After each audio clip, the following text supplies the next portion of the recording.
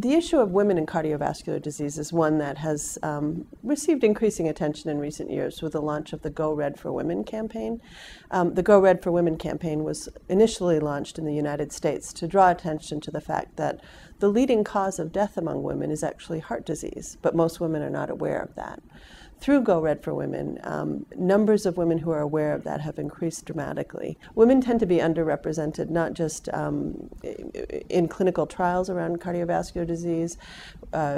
Medication dosages are designed without women in mind. These were some key issues that the Go Red for Women campaign was launched to address, and also to generally improve women's awareness of their risk for heart disease and what they could do, steps that they could take to address it.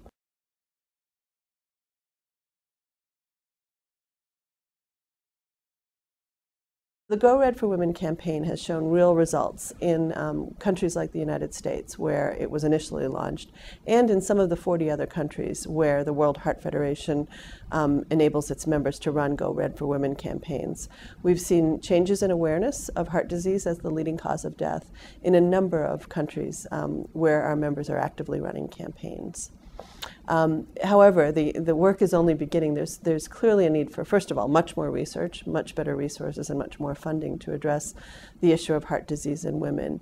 We have some interesting studies coming out of China that show the lack of awareness of women of their very high risk for stroke, which is the leading cardiovascular disease death in China. We also see in a number of other countries very low awareness of women about CVD as the leading cause of death.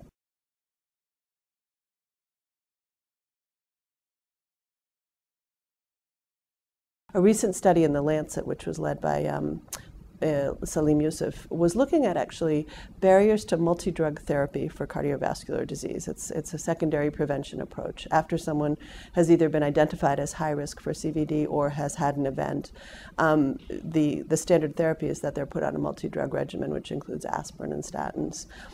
Over the past 10 years, this study looked at what were some of the barriers to, or the differences or similarities across different economic and political systems around people receiving multi-drug therapy. So this study looked at low-income countries, middle-income countries, and high-income countries. One of the striking findings from this, and it has not been analyzed yet why, but women in general tend to have higher barriers to receiving multi-drug therapy than men do.